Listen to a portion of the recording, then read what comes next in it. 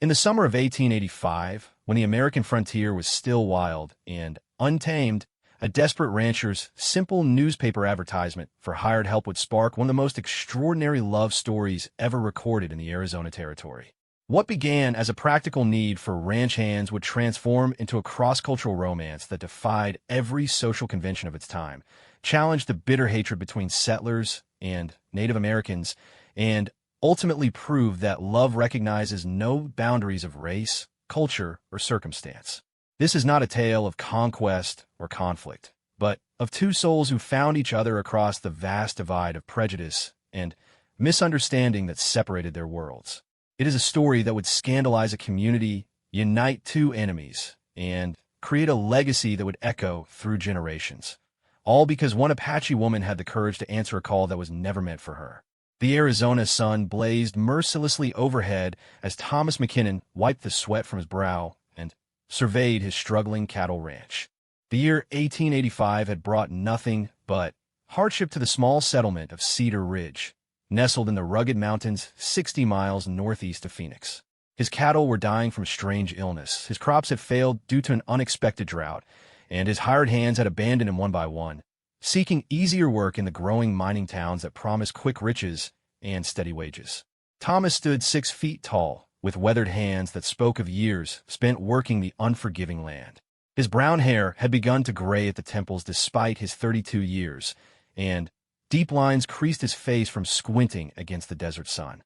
He had come to Arizona Territory 5 years earlier with dreams of building something lasting, something that would honor the memory of his father who had died fighting in the Civil War. The ranch had been his father's dream too, gleaned from stories the older man had heard about the vast open spaces of the West where a man could make his own destiny. The McKinnon Ranch sprawled across 800 acres of some of the most beautiful yet challenging land in the territory. Rolling hills covered with scrub oak and mesquite gave way to flat, grazing areas where a small creek provided precious water during most of the year. In the distance, red rock formations rose like ancient sentinels, their surfaces painted in brilliant oranges and purples when the sun set each evening. It was the kind of place that could break a man's spirit or forge it into something stronger than steel.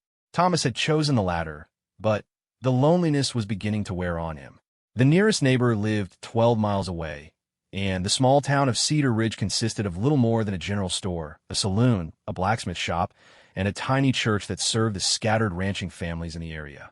Most evenings, Thomas sat on his porch listening to the coyotes howl in the darkness, wondering if he had been foolish to think he could make a life in this isolated place.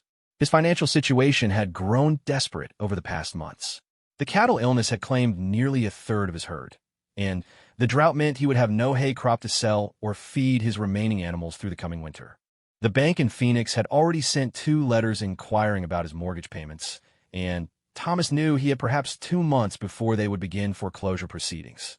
Everything he had worked for, everything he had invested his life savings and his father's small inheritance into was slipping away. On this particular morning in late July, Thomas made a decision that would change his life forever. He sat at the rough wooden table in his kitchen and pulled out a piece of paper and his pen. After several false starts, he composed a simple advertisement that he planned to place in the Phoenix newspaper. Wanted, ranch hand for cattle operation in Cedar Ridge area. Hard work, fair wages, room, and board provided. Experience with livestock preferred, but will train right person. Must be reliable and willing to work in isolated conditions. Respond to Thomas McKinnon, General Delivery, Cedar Ridge. He read the advertisement several times, making small changes to the wording. Thomas knew that most experienced ranch hands would prefer to work on larger operations closer to towns with more amenities. His best hope was to find someone young and eager to learn, someone who needed the work badly enough to accept the isolation and modest wages he could offer. The next morning, Thomas hitched his best horse to his wagon and made the long journey to Phoenix to place the advertisement. The territorial capital was growing rapidly, with new buildings going up seemingly every week as settlers, miners, and businessmen poured into Arizona, seeking opportunities. The streets bustled with activity as freight wagons carried supplies to outlying communities, and the train station saw regular arrivals of hopeful immigrants from back east. At the newspaper office, Thomas paid for the advertisement to run for 2 weeks. The clerk, a young man with ink-stained fingers, glanced at the notice and nodded approvingly. "Should get some responses," he said.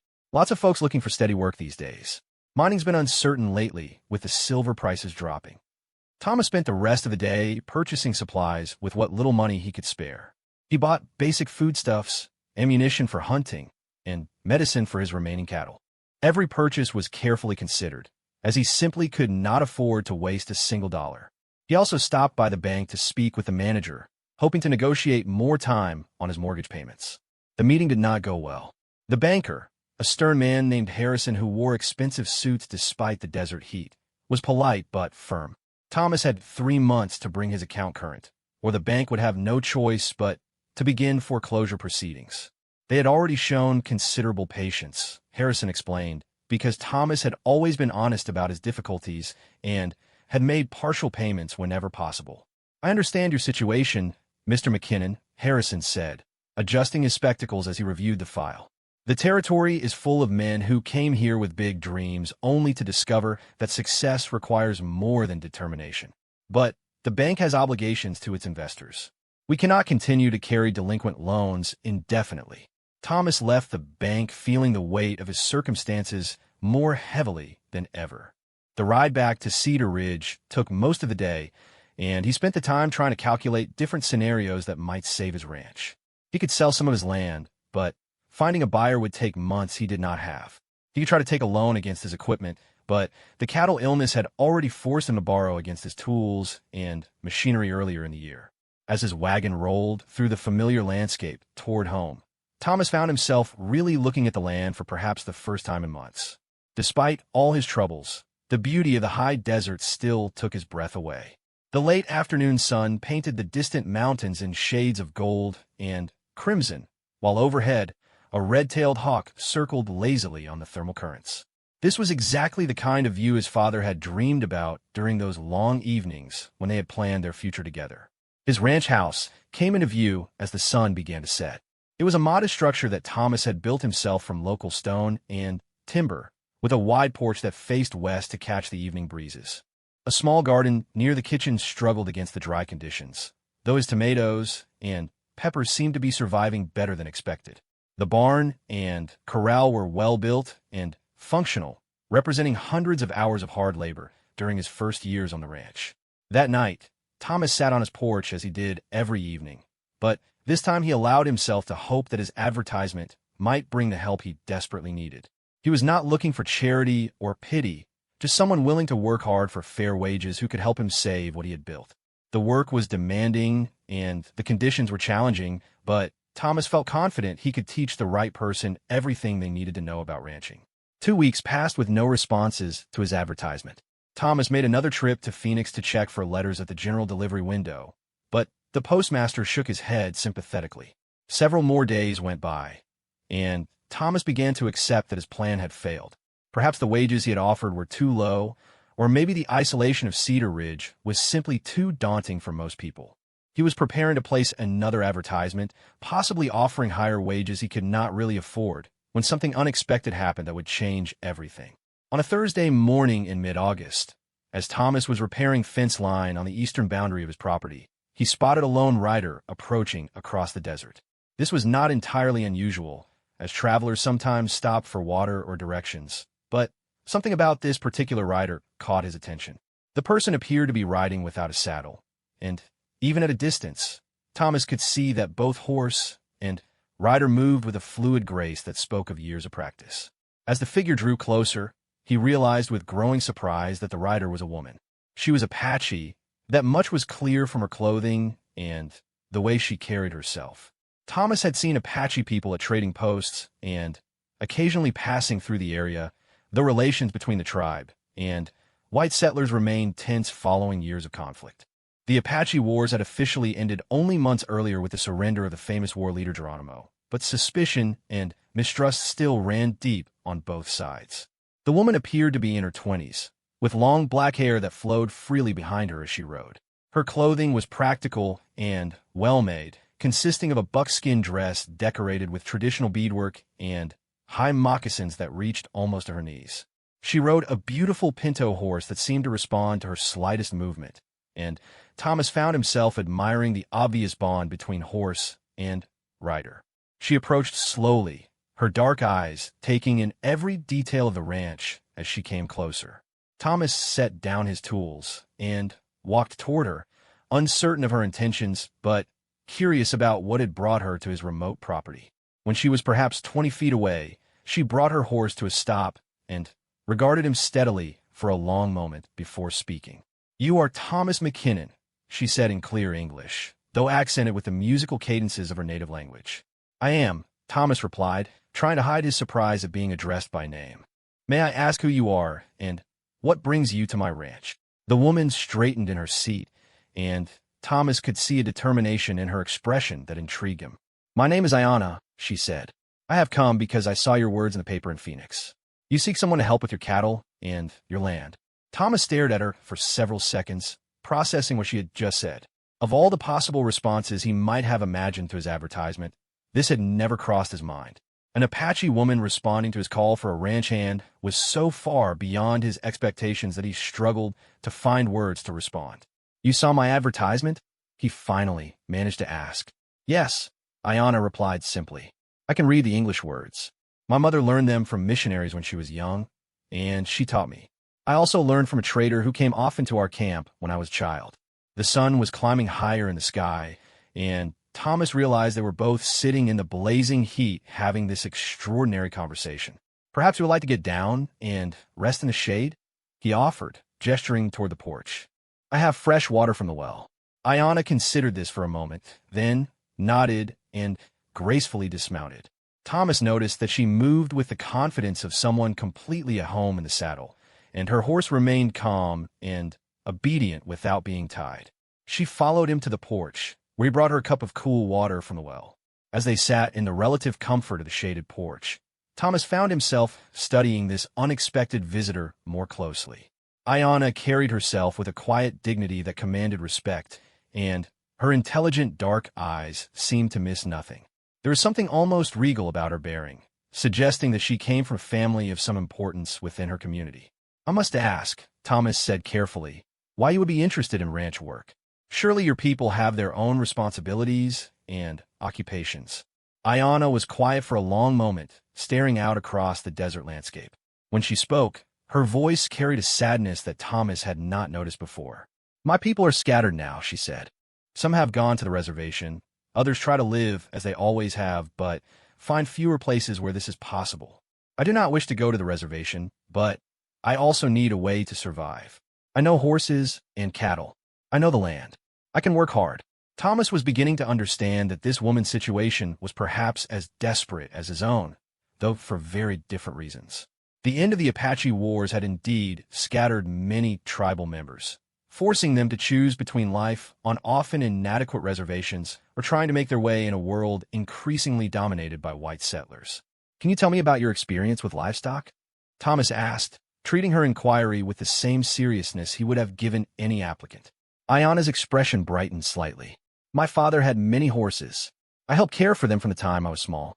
I can break horses, treat their injuries, know when they are sick. I have also worked with cattle. Before the Troubles, some Apache families kept small herds. I learned to rope and brand to know which animals were healthy for breeding." As she spoke, Thomas realized that her qualifications might actually exceed those of most ranch hands he could hope to hire. Horse handling was an essential skill that took years to master, and her knowledge of cattle management could prove invaluable. But the complications of hiring an Apache woman in 1885 Arizona were staggering to consider. "There would be difficulties," Thomas said honestly.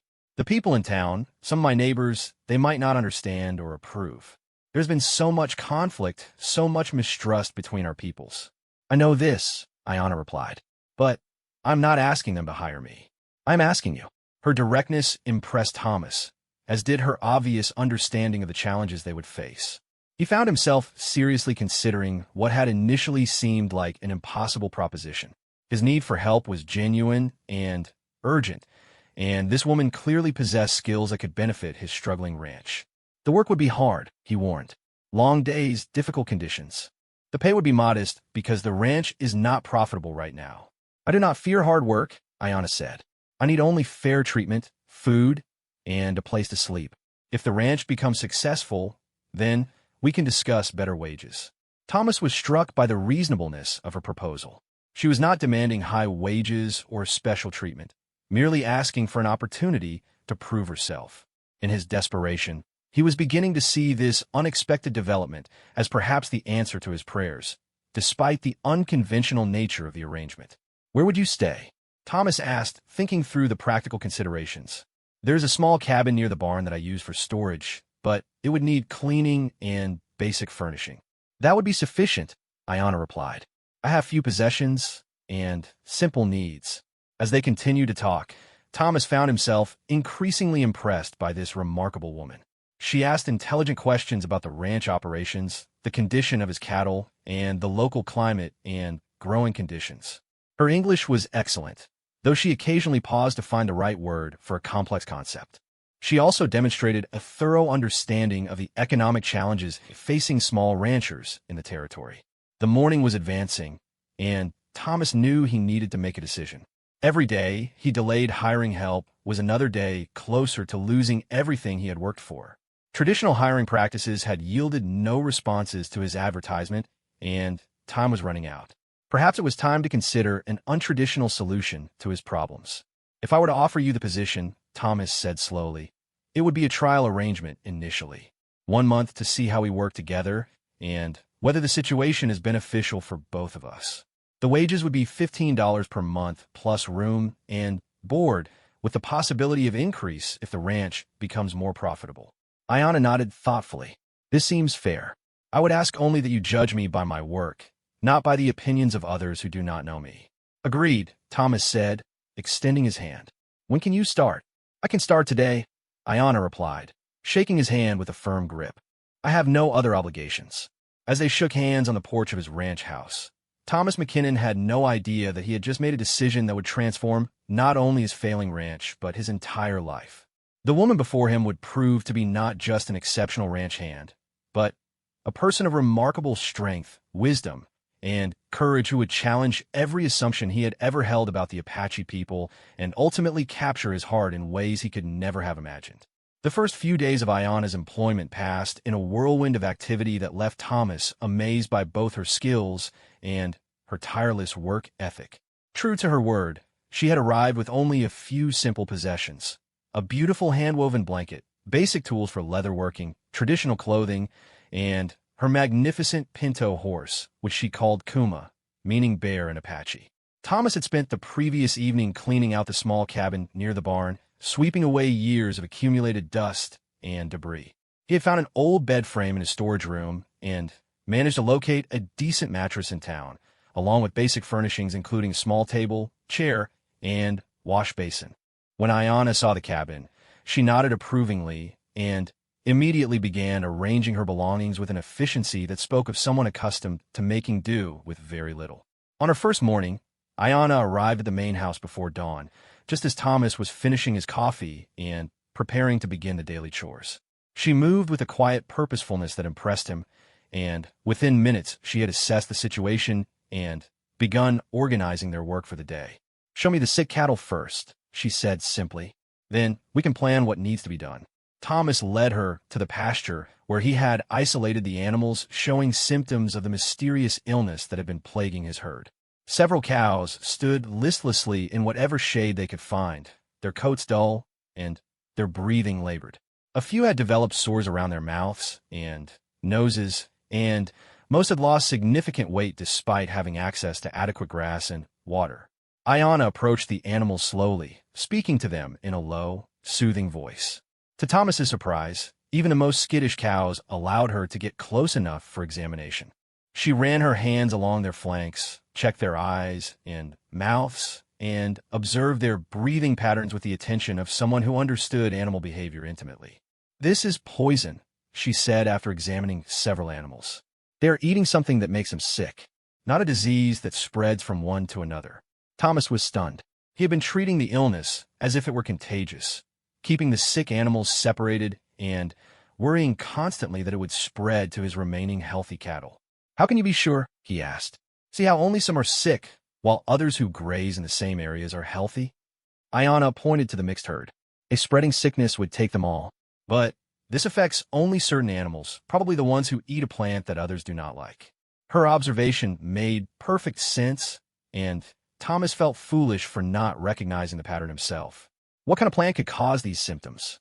There are several possibilities, Ayana replied. We need to walk through their grazing areas and look for plants that grow in small patches, plants that some cattle might eat while others avoid them. They spent the next several hours exploring every acre where Thomas's cattle grazed. Ayana moved through the desert landscape like someone reading a familiar book, identifying dozens of plant species and explaining their properties. She showed him edible plants that could supplement cattle feed during dry periods, medicinal herbs that could treat various ailments, and several toxic species that animals usually avoided but might eat during times of drought or stress. In a small ravine where water collected during rare rainstorms, Ayana found what she was looking for. Growing in the rich soil along the bottom of the wash was a patch of lupin, a beautiful purple-flowered plant that was highly toxic to livestock. Here, she said, pointing to the distinctive leaves and flowers. This is what makes them sick. During the dry time, when other grass is not good, some hungry animals will eat this. It tastes bitter, so smart animals stay away, but desperate ones will try it. Thomas had walked past this same ravine dozens of times without recognizing the danger. The lupin looked harmless enough, and its flowers were actually quite beautiful. How did you learn to identify all these plants? He asked. Apache children learn these things from their grandmothers, Ayana explained. Knowledge of what plants heal and what plants harm has been passed down for many generations. In the old days, survival depended on such knowledge. Over the following week, they worked together to remove all the lupin from areas where cattle grazed. It was backbreaking work in the desert heat, but Ayana never complained or asked for breaks. She also prepared a traditional remedy from willow bark and other herbs to help the affected animals recover more quickly. Within days, Thomas could see improvement in the sick cattle, and no new cases developed. Thomas was beginning to realize that hiring Ayana was possibly the best decision he had ever made. Her knowledge of the land and animals far exceeded his own, and her work ethic was remarkable. She was in the saddle before sunrise each morning, checking on the cattle, repairing fences, and maintaining equipment. She seemed to anticipate problems before they developed, and had solutions for challenges that had been puzzling Thomas for months. But it was not just her professional skills that impressed him. Ayana possessed a deep understanding of the desert environment that came from generations of living in harmony with the land. She showed him how to read weather patterns from cloud formations and wind directions, how to locate water sources during dry periods, and how to identify the subtle signs that indicated when rain might be coming. One morning, she pointed to a small hawk circling over the eastern pasture and said, "Something is wrong with the fence there. The burr hunts mice that live in brush piles, and there must be one where the fence posts have fallen." Thomas might have dismissed such an observation as superstition, but when they rode out to investigate, they found exactly what Ayana had predicted. A section of fence had collapsed, and debris had accumulated where mice were nesting. The break was fresh enough that no cattle had wandered through yet, but it would have been a serious problem within days. As they worked side by side repairing the fence, Thomas found himself studying his remarkable employee. Ayana moved with an economy of motion that spoke of years of physical labor, yet there was also a natural grace in everything she did. When she spoke, it was usually to share important information or ask thoughtful questions. She seemed to have little patience for idle conversation, but when she did express opinions, they were invariably well-considered and practical. The physical demands of ranch work seemed to present no challenge for Ayana. She could rope cattle as skillfully as any cowboy Thomas had ever seen, and her horse-handling abilities were simply extraordinary. Kuma responded to her slightest gesture, and together they could move cattle through difficult terrain with an efficiency that amazed Thomas. He began to understand why Apache raiders had been so feared by cavalry units during the recent wars. If all Apache people possessed such skills with horses, they would indeed have been formidable opponents. But it was Ayana's approach to problem-solving that impressed Thomas most. Where he might use brute force or expensive equipment to overcome obstacles, she found elegant solutions that worked with natural forces rather than against them. When a water pump broke and replacement parts would take weeks to arrive from Phoenix, she designed a temporary repair using materials they had on hand that actually worked better than the original mechanism. The townspeople of Cedar Ridge, however, were not nearly as impressed with Thomas's new employee as he was. Word spread quickly through the small community that the McKinnon Ranch had hired an Apache woman, and the reaction was swift and hostile. Thomas first became aware of the problem when he went to town for supplies, and noticed that conversations stopped when he entered the general store. The store owner, a heavy-set man named Peterson who had always been friendly, was noticeably cool in his dealings. "Heard you got yourself some help out at the ranch," Peterson said while measuring out flour. "Interesting choice of employee." "Ayanna is an excellent worker," Thomas replied carefully.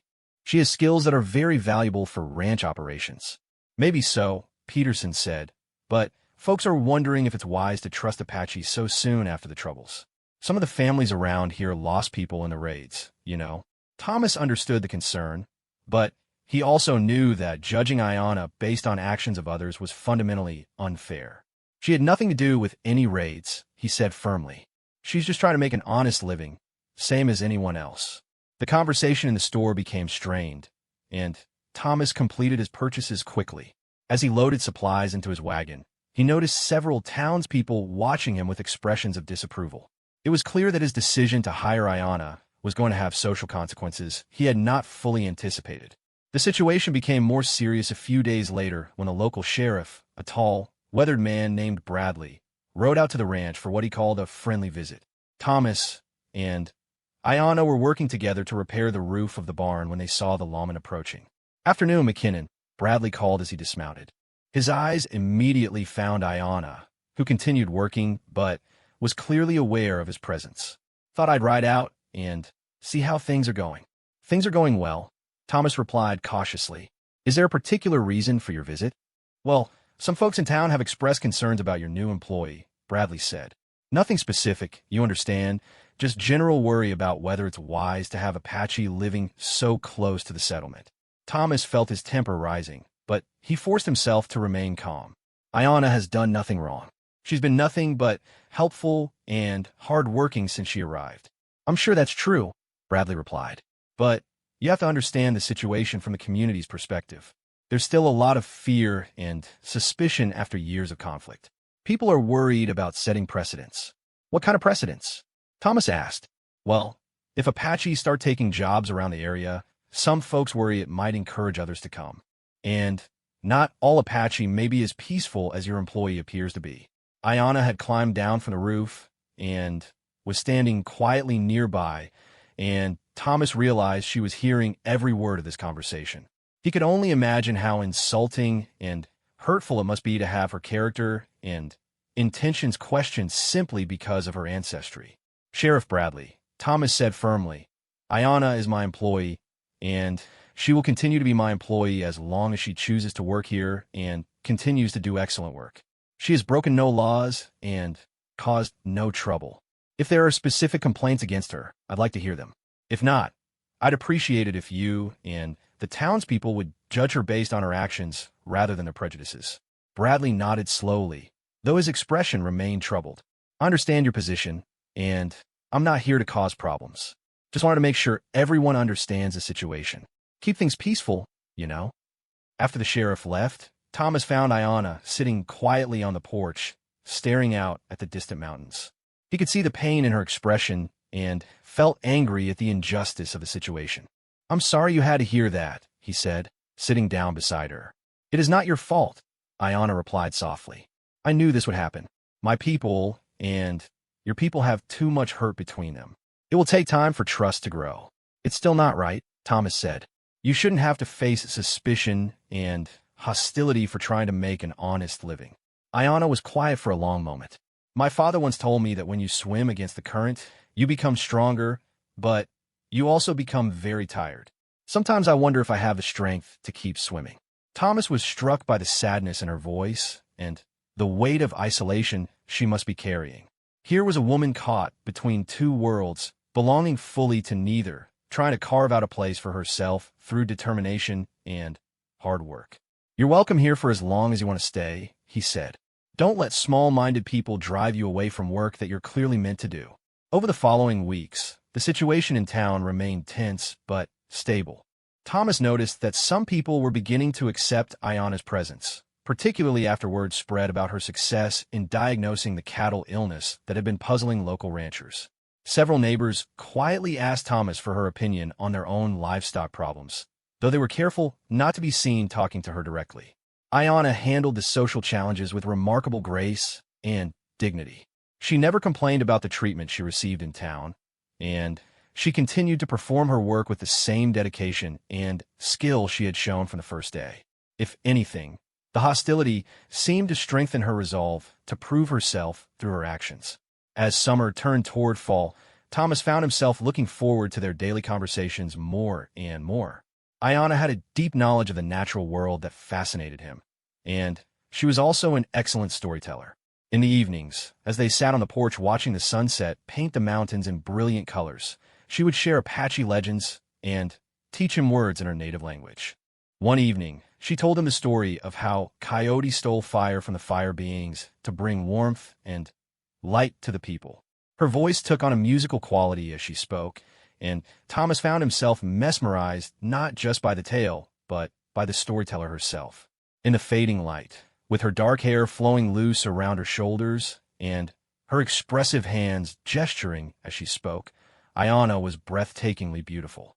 Thomas was beginning to realize that his feelings toward his employee were becoming more complex than simple professional appreciation.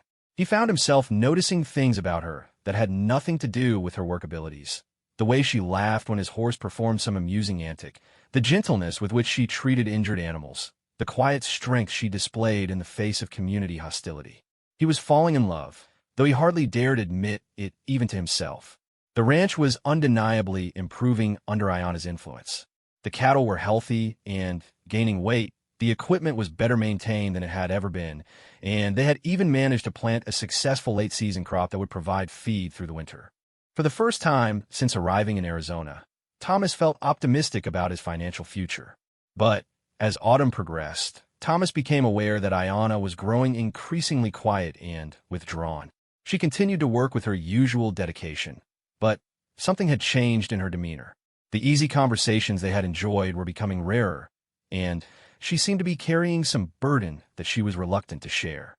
One evening in late October, as they finished the day's chores and prepared to separate for the night, Thomas decided he could no longer ignore the change in her behavior.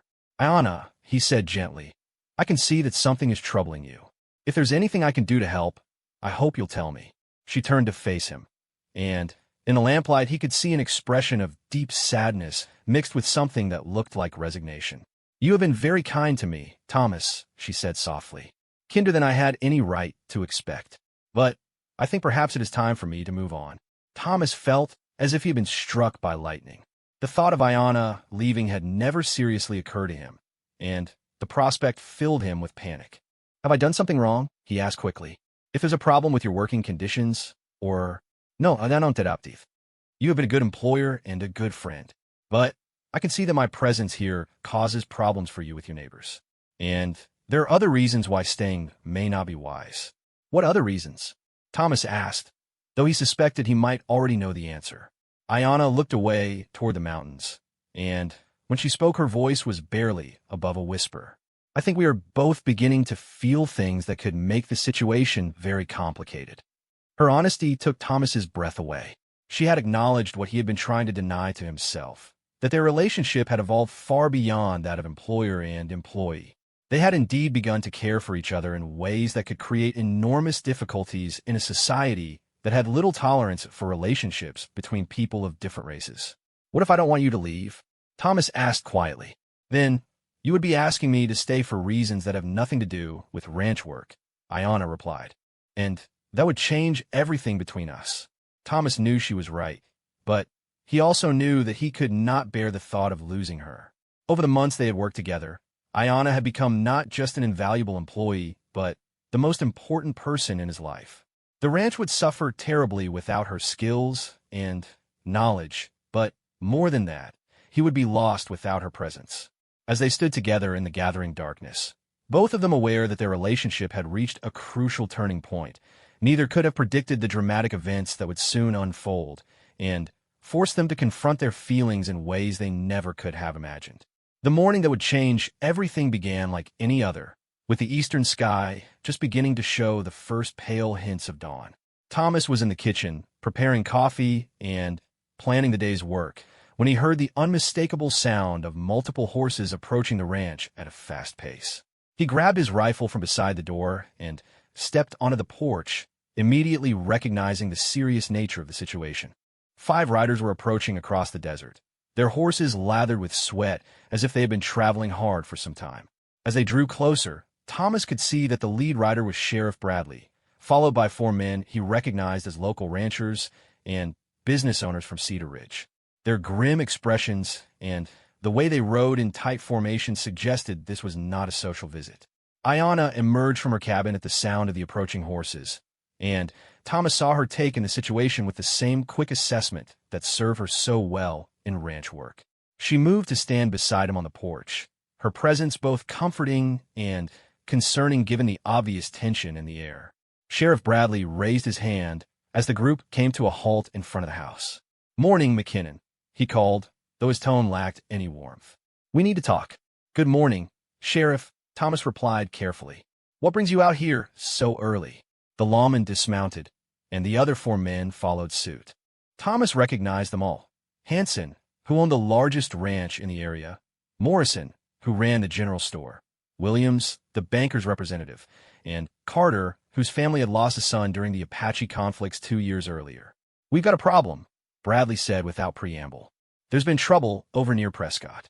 Apache raiders hit 2 ranches yesterday, killed 3 people, and made off with horses and cattle. People are scared, and they're looking for someone to blame." Thomas felt his heart sink as he began to understand the purpose of this visit. "What does that have to do with Ayanna?" he asked, though he already suspected the answer. Hanson, a big man with graying hair and a permanent scowl, spoke up. "People are saying that having Apache living free in the area might be encouraging these raids. Word's getting around that you've got one working here, and folks are wondering if she might be passing information to the raiders about local ranches." "That's ridiculous," Thomas said firmly. "Ayanna has been here for months, working hard and causing no trouble. She has nothing to do with any raiders." "Maybe not," Williams said, "but the perception is becoming a problem. People are scared, and scared people don't always think clearly. So we're talking about organizing a vigilante group to deal with any Apache they find in the area." Thomas felt a chill at these words. Vigilante justice in frontier Arizona was often swift, brutal, and completely divorced from actual guilt or innocence. The thought of Ayanna being targeted by such a group filled him with terror. "You're talking about innocent people," Thomas said, his voice rising. "Ayanna has done nothing wrong. She's been nothing but helpful and peaceful since she arrived here." "That may be true," Bradley said, "but the situation is getting out of hand. For everyone's safety, including hers, it might be best if she moved on, maybe found work somewhere farther from the areas where there's been trouble." Throughout this conversation, Ayanna had remained silent, but Thomas could see the pain and frustration in her expression. She was hearing herself discussed as if she were not present, having her character questioned, and her safety threatened because of actions she had no connection to. "Sheriff," Thomas said slowly, "are you ordering Ayanna to leave?" "Not officially," Bradley replied, "but I'm strongly suggesting it for her own protection, and for the protection of the community. Things could get ugly if people continue to work themselves up over this." Carter, who had been quiet until now, stepped forward. His face was flushed with anger, and his voice shook as he spoke. "My boy was 17 when those devils killed him. 17 years old, with his whole life ahead of him. Now we're supposed to welcome Apache into our community like nothing ever happened." "I'm sorry for your loss," Ayanna said quietly, speaking for the first time since the men had arrived. "But I was not among those who caused your pain. I am trying to live peacefully and work honestly." Carter stared at her with undisguised hatred. "You're all the same," he spat. "Killers and thieves, every last one of you. The only good Apache is a dead Apache." Thomas stepped forward, his own anger flaring. "That's enough, Carter. Ayanna is a guest on my property, and I won't have her threatened." "She's not a guest," Hanson interjected. "She's hired help, and you can fire her just as easily as you hired her. The question is whether you care more about your Apache employee or about being a good neighbor to the people who live in this community." Thomas realized he was being presented with an ultimatum. The men were not simply asking him to consider their concerns. They were demanding that he choose between Ayana and his place in the local community. The implications were clear. If he refused to dismiss Ayana, he could expect to face social and economic isolation that might ultimately force him to leave the area entirely. "I need to think about this," Thomas said finally. "Don't think too long," Bradley warned. "Like I said, people are scared and angry. I can't guarantee what might happen if tensions continue to rise." After the men left, Thomas and Ayana sat together on the porch in heavy silence. The beautiful morning seemed somehow diminished by the ugliness of the confrontation, and Thomas found himself struggling with emotions that ranged from anger to fear to deep sadness. "I should go," Ayana said softly. "I should have left weeks ago, when I first realized how people felt about my being here." "No," Thomas said firmly. "You shouldn't have to run away because other people are prejudiced and afraid." "But what choice do we have?" Ayana asked. "If I stay, I put you in danger too. These men, they will find ways to hurt your business, make your life difficult. And if there are truly vigilantes forming, my presence could bring violence to your ranch." Thomas knew she was right about the practical dangers, but the thought of her leaving filled him with desperation. Over the months they had worked together, Ayana had become essential to his life in ways that went far beyond her contributions to the ranch. She had brought knowledge, skill, and wisdom that had transformed his struggling operation into something approaching success. But more than that, she had brought companionship, understanding, and a kind of peace that he had never known before. "There has to be another way," he said. Ayana looked at him with an expression of infinite sadness. "What other way could there be? I am Apache, you are white. In this time and place, that is an insurmountable barrier. We can pretend otherwise, but the rest of the world will not allow us to forget." They spent the rest of the day working together with an intensity born of desperation, both knowing that their time together was probably drawing to a close. Thomas found himself memorizing details about Ayana that he had taken for granted. The way she hummed softly to herself while working, the gentle way she spoke to the animals, the graceful movements that made even the most mundane tasks seem effortless. That evening, as they sat together on the porch watching the sunset, Thomas made a decision that would either destroy his life or transform it completely. "Ayana," he said quietly, "there's something I need to tell you." She turned to look at him, and in the fading light, he could see that she was fighting back tears. "What is it?" Thomas took a deep breath, knowing that once he spoke these words, there would be no taking them back. "I love you," he said simply. "I know it's complicated and difficult and maybe impossible, but I love you. I have for weeks now, maybe longer." Ayana stared at him for a long moment, and Thomas saw a dozen different emotions cross her face. When she finally spoke, her voice was barely above a whisper. "You should not say such things." "Why not?" Thomas asked. "Because it's true. Because it changes everything. Because it makes leaving so much harder," Ayana replied, and now the tears were flowing freely down her cheeks. Thomas reached out and gently took her hand. "Then don't leave. Stay here with me. Not as an employee, but as something more." "As what?" Ayana asked. "Your mistress? A woman you keep hidden away because you're ashamed to be seen with her in public?" "As my wife," Thomas said, the words coming out in a rush before he could lose his courage. Ayana pulled her hand away as if she had been burned. "You cannot mean that." "I do mean it," Thomas said urgently. "I know it would be difficult, and I know people would be angry and disapproving. But I also know that I can't imagine my life without you. These past months have been the happiest of my life, and not just because the ranch has been successful. It's because of you, because of who you are and what you bring to everything you touch." "Thomas," Ayana said gently, "you are thinking with your heart, not your head. What you suggest is impossible. No minister would perform such a ceremony. No community would accept such a marriage. We would be outcasts everywhere we went." "Then we'll go somewhere else," Thomas said desperately. "California, maybe, or Colorado. Somewhere people don't know our history, where we can start fresh." "And what about your ranch?" Ayana asked. "What about everything you've worked so hard to build here?" Thomas looked around at the land he had come to love, the buildings he had constructed with his own hands, the dream he had pursued for so many years. The thought of leaving it all behind was painful beyond description, but the thought of living without Ayana was even worse. It's just land and buildings, he said finally. Without you, none of it means anything.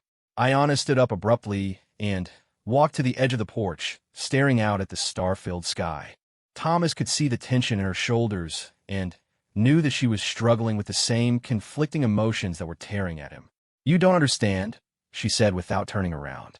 You don't understand what you would be giving up, what sacrifices you would be making. Your own people would reject you. Any children we might have would belong to neither world, accepted by neither people. Is your love strong enough to bear all of that? Yes, Thomas said without hesitation. It is.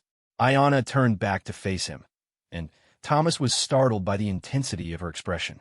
You say you love me, she said. But do you love me enough to accept who I truly am? What do you mean? You know me as a ranch hand, as someone who works for wages and lives in a small cabin. But that is not who I really am.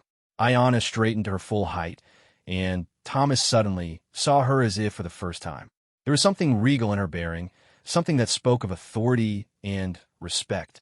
My father was Mountain Wind, a war chief of the Chiricahua Apache, Ayana continued. My mother was the daughter of another chief. I am not just any Apache woman looking for work. I am the daughter of leaders, the granddaughter of leaders. In my people's eyes, I am nobility.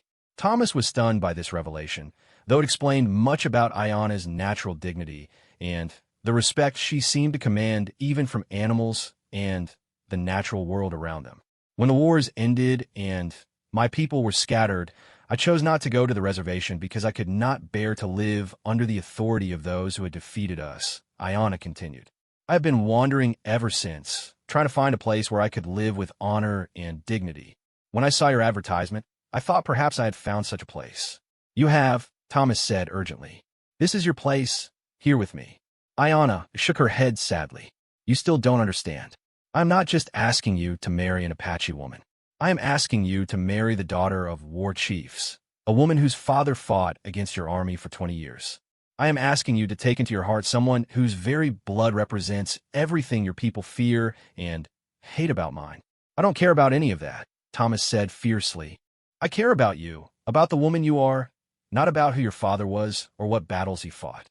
And I am asking you to prove that, Ayana said, her voice growing stronger, because what I am about to say will change everything between us forever. Thomas waited, sensing that they had reached some crucial turning point in their relationship. I did not come here just to answer your advertisement for a ranch hand, Ayana said, her voice clear and steady now.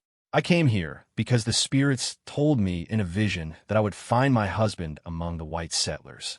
I came here because I knew, from the moment I first saw your advertisement, that you were the man I was destined to marry. Thomas stared at her in amazement. You knew.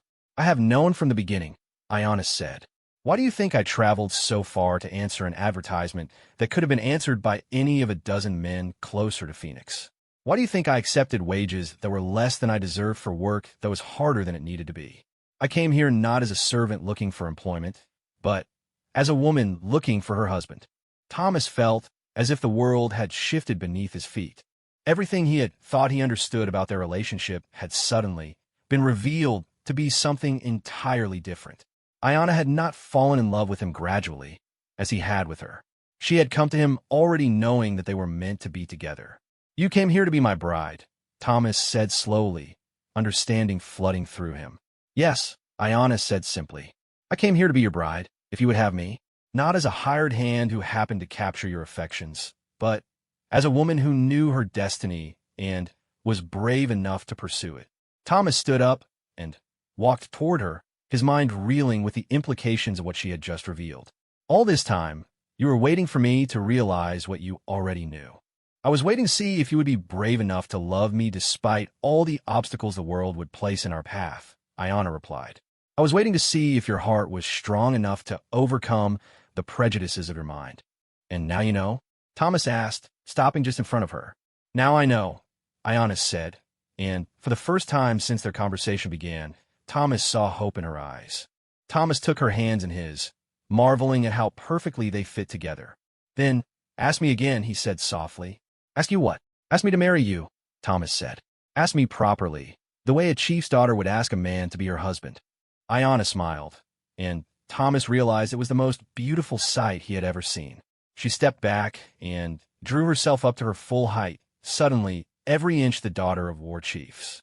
Thomas McKinnon, she said formally. I am Iona, daughter of Mountain Wind, granddaughter of Storm Crow, inheritor of the blood of leaders. I have come to you as the spirits directed, and I offer myself to you as your wife, your partner, your equal in all things. I bring you not just my love, but my knowledge, my strength, and my dedication to building a life together that honors both our peoples. Will you accept me? Thomas had never heard a more beautiful or more terrifying proposal in his life. He understood that she was offering him not just marriage, but a complete transformation of his identity and place in the world. If he accepted, he would no longer be just Thomas McKinnon, struggling Arizona rancher. He would become the husband of an Apache princess, a man who had chosen love over social acceptance, courage over comfort. Yes, he said without hesitation. I accept you, Iona, daughter of chiefs, as my wife and my partner. I promise to love you, honor you, and protect you for as long as I live. I promise to respect your heritage and help you preserve your people's traditions. And I promise to face whatever challenges come our way with the same courage you have shown by coming to me. They stood together in the darkness, hands clasped, hearts joined, both understanding that they had just committed themselves to a path that would be difficult beyond imagining, but also more rewarding than anything either had ever dreamed possible. What happens now? Thomas asked softly. Now we begin the most important work of our lives, Iona replied. We build a marriage that proves love is stronger than hatred, understanding stronger than fear. We show the world that two people from different nations can become one without either losing who they truly are. As they embraced under the vast Arizona sky, neither Thomas nor Iona could have predicted the trials that lay ahead or the strength they would need to overcome the forces arrayed against them. But they knew that whatever came, they would face it together, united not just by love, but by a shared vision of what their life together could become. The news of Thomas and Iona's engagement spread through Cedar Ridge like wildfire, and the reaction was swift and overwhelmingly hostile. Within days of their private ceremony on the ranch, performed by Iona according to Apache tradition, with Thomas participating in rituals that bound them in the eyes of her ancestors, the entire community had mobilized against them. The first sign of trouble came when Thomas went to town for supplies and found the general store closed to him. Peterson, the store owner, met him at the door with an apologetic but firm refusal to serve him. Nothing personal, McKinnon, Peterson said, avoiding eye contact. But I've got a business to run, and most of my customers have made it clear they won't shop here if I continue to serve someone who's married to an Apache. I can't afford to lose that much business. Thomas tried the saloon, the blacksmith shop, and the feed store, only to receive similar rejections at each establishment. Word had gone out through the community that anyone who continued to do business with Thomas would face a boycott themselves. The economic pressure was swift and devastating, but the social ostracism was only the beginning of their troubles. 3 days after their Apache ceremony, Sheriff Bradley arrived at the ranch with grim news. Thomas, he said, I'm afraid I have to tell you that your marriage isn't recognized by territorial law. According to the authorities in Phoenix, Apache ceremonies have no legal standing, and interracial marriages are prohibited anyway under territorial statutes. Thomas felt his heart sink. While he and Iona considered themselves married in every way that mattered to them, the lack of legal recognition created serious problems. Iona had no legal rights as his wife, no claim to the ranch if something happened to him, and no protection under territorial law. Is there any way to make it legal? Thomas asked. Bradley shook his head. Not under current territorial law. And even if the laws were different, you'd be hard-pressed to find a minister or judge willing to perform the ceremony. The legal complications became even more serious when the banker, Harrison, paid an unexpected visit to inform Thomas that his mortgage was being called in immediately. I'm sorry, McKinnon, Harrison said, though his expression suggested he was anything but sorry. The bank's board of directors has decided that your recent marriage represents a character issue that makes you an unacceptable credit risk. We need full payment within 30 days, or we'll be forced to begin foreclosure proceedings. Thomas knew that calling in a mortgage had nothing to do with credit risk, and everything to do with pressuring him to abandon his marriage to Iona. The bank was betting that faced with the loss of his ranch, he would choose his property over his wife. I can't pay off the entire mortgage in 30 days, Thomas said. The ranch is profitable now, and I've never missed a payment. Nevertheless, those are our terms, Harrison replied coldly. Perhaps if your domestic situation were to change, we might be willing to reconsider. After Harrison left, Thomas and Ayanna sat together on their porch, both understanding that they were facing a coordinated campaign designed to destroy them financially and force them to separate. They mean to drive us away, Ayanna observed quietly. Or drive us apart, Thomas replied. They're counting on me to choose the ranch over our marriage. And will you? Ayanna asked, though her tone suggested she already knew the answer. Never, Thomas said firmly. We'll find another way. But finding another way proved more difficult than Thomas had anticipated. Over the following weeks, their situation continued to deteriorate. Neighboring ranchers who had previously been friendly now treated Thomas as a pariah.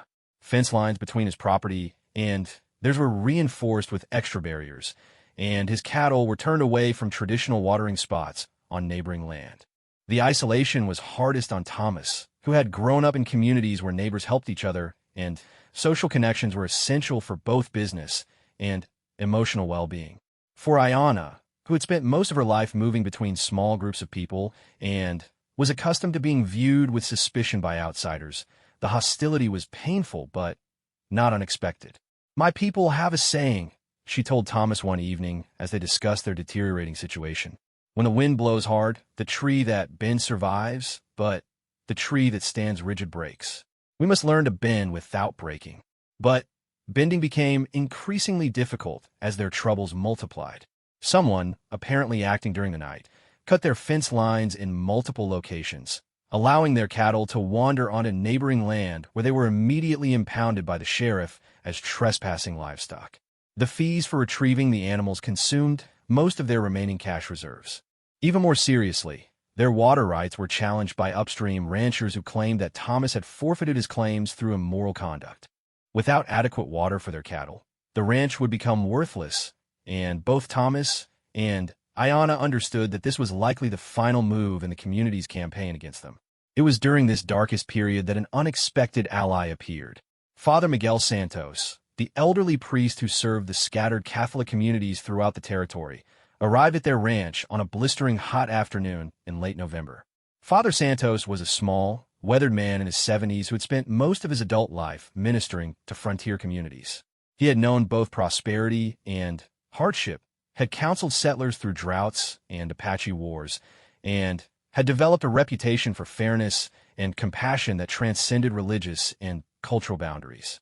I have heard about your situation, he said simply as Thomas and Ayanna welcomed him into their home.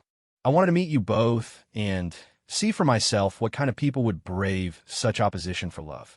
Thomas had expected another lecture about the impropriety of their marriage, but Father Santos surprised him by treating them both with genuine respect and interest. He spoke with Ayanna in Spanish, which she had learned from Mexican traders, and showed detailed knowledge of Apache customs and beliefs.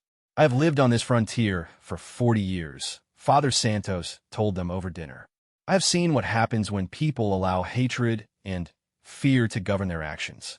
I have also seen the beautiful things that can grow when people choose love and understanding instead. Are you saying you approve of our marriage? Thomas asked. I'm saying that I see two people who love each other deeply and who are committed to building a life together based on mutual respect and shared values, Father Santos replied. If that is not the foundation of holy marriage, then I do not know what is.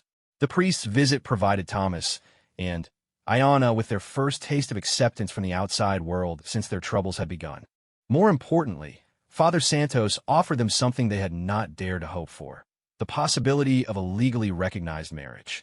The territorial laws prohibit interracial marriage, Father Santos explained, but there are precedents for recognizing marriages performed under Mexican law, particularly when the couples involved are living in areas that were previously part of Mexico. If you were willing to travel to Sonora, I could arrange for a ceremony there that would have legal standing. Thomas and Ayanna looked at each other with growing excitement. A legal marriage would provide Ayanna with protection and rights she currently lacked, and it would also demonstrate their absolute commitment to their relationship. Would you perform a ceremony? Ayanna asked. I would be honored to, Father Santos replied. But you should understand that even a legally recognized marriage will not solve your problems here. The community's hostility is based on prejudice, not legal technicalities. You may find that marriage makes your situation even more difficult. Thomas and Ayanna spent that night discussing their options. They could accept Father Santos's offer and travel to Mexico for a legal marriage ceremony, knowing that doing so would probably make their situation in Cedar Ridge impossible. Or they could continue as they were, facing financial ruin and social isolation, but at least remaining on the land Thomas had worked so hard to develop. What does your heart tell you to do? Ayanna asked as they sat together under the stars. My heart tells me to marry you properly, in the eyes of both God and the law, Thomas replied. Everything else we can figure out later. And if we lose the ranch? Then, we lose the ranch, Thomas said. We can start over somewhere else. But I won't let fear of what might happen keep us from doing what we know is right. They left for Sonora 3 days later, traveling light and telling no one of their destination. The journey took them through some of the most beautiful desert country in North America, across landscapes that Ayanna knew intimately and that Thomas was learning to love. They camped under open skies, cooked over mesquite fires, and talked about their dreams for the future. The wedding ceremony took place in a small church in the mountain town of Magdalena, with Father Santos officiating and 2 local residents serving as witnesses. Ayanna wore a beautiful white dress that belonged to the priest's sister, while Thomas wore his best suit, carefully preserved for special occasions. The ceremony blended Catholic traditions with elements that honored Ayanna's Apache heritage. She and Thomas exchanged vows in both English and Apache, and Father Santos included prayers in Spanish, English, and even a few phrases in Apache that Ayanna had taught him. The service was simple but deeply moving, and both Thomas and Ayanna felt that their union was truly blessed. You are now husband and wife in the eyes of God and the law, Father Santos pronounced as they exchanged rings made from silver mined in the nearby mountains. May your love be a beacon of hope in a world that too often chooses fear over understanding. Their wedding night was spent in a small inn in Magdalena, and for the first time since they had acknowledged their love for each other, Thomas and Ayanna were able to simply be happy together without worrying about the consequences or complications of their relationship. But their happiness was short-lived. When they returned to the ranch a week later, they discovered that their troubles had escalated dramatically in their absence. Sheriff Bradley was waiting for them with a group of armed men and an eviction notice. The bank had accelerated its foreclosure proceedings, claiming that Thomas had abandoned the property by leaving the territory. Their cattle had been seized and sold to pay outstanding debts, and their personal property was being held pending resolution of various claims against them. You folks need to pack up and move on, Bradley said, though his expression suggested he took no pleasure in delivering this message. The ranch belongs to the bank now, and they've made it clear you're not welcome here. Thomas felt as if he had been punched in the stomach. Everything he had worked for, everything he had built with his own hands, was being taken from him. The injustice of it filled him with rage, but he also understood that fighting would only make the situation worse. How long do we have? He asked quietly. 24 hours to collect your personal belongings, Bradley replied. After that, anyone found on the property will be arrested for trespassing. As the sheriff and his men rode away, Thomas and Ayanna stood together looking at the ranch that had brought them together and that was now being taken from them. The loss was devastating, but Thomas realized that he felt something else as well, a strange sense of freedom. I'm sorry, he said to Ayanna.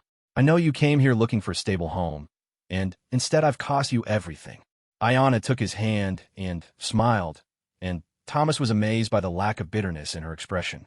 You have given me everything that matters, she said.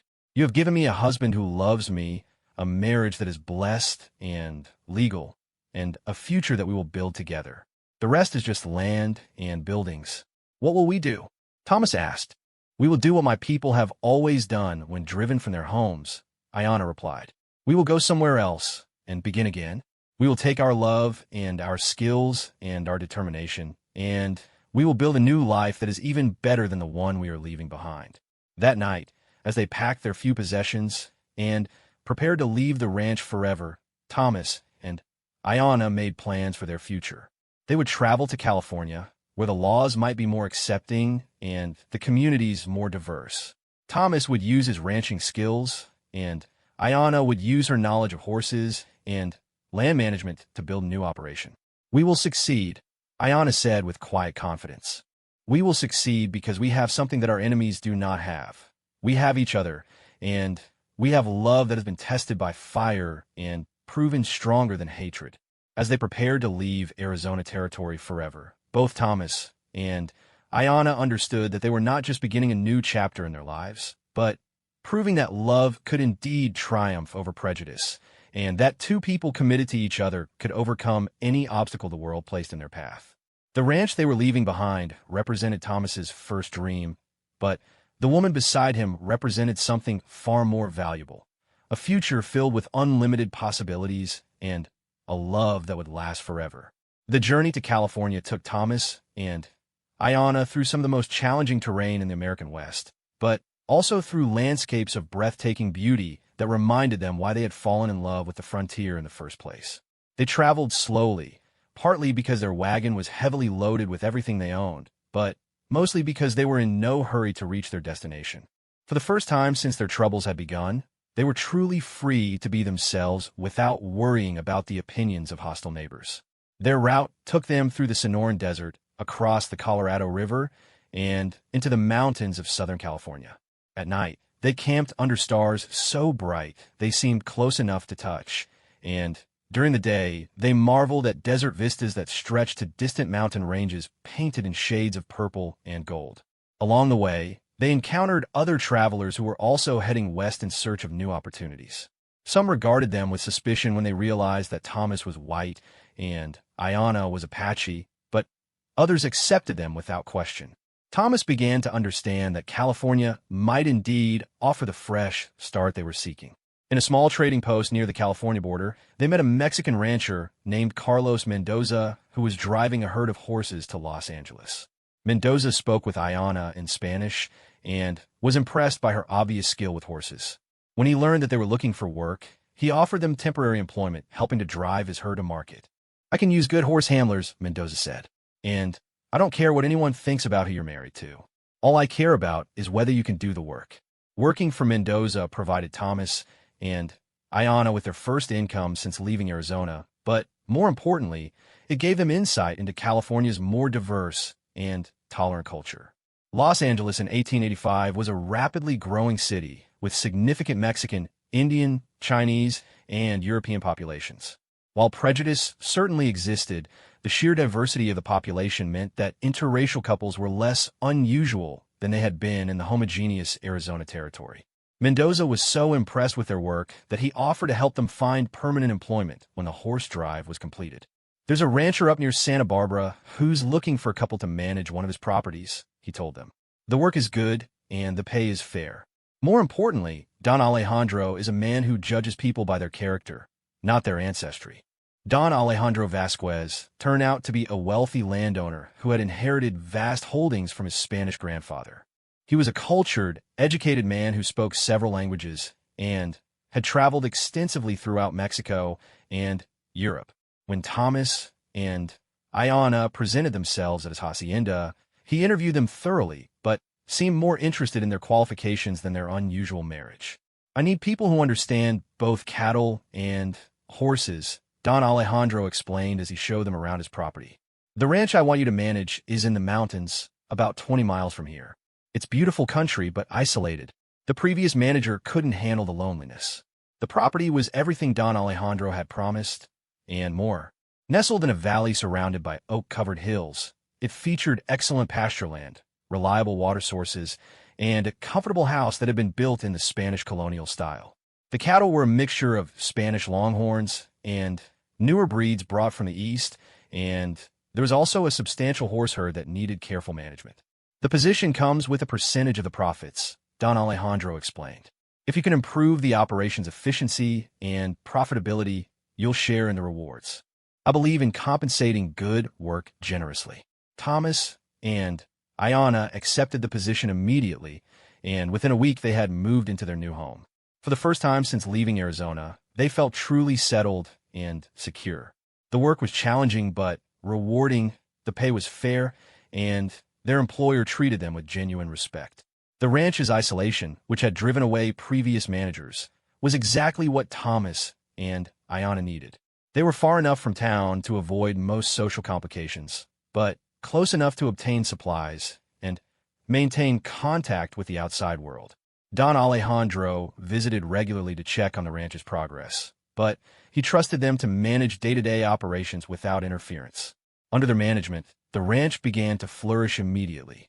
Ayanna's horse expertise proved invaluable in improving the breeding program, while Thomas's cattle experience helped increase the beef herd's productivity. Together, they implemented innovations that significantly reduced operating costs while improving the quality of their animals. Word of their success began to spread throughout the region, and other ranchers started seeking their advice on livestock management and breeding techniques. Thomas found himself consulting for neighboring operations, while Ayanna became known as one of the finest horse trainers in Southern California.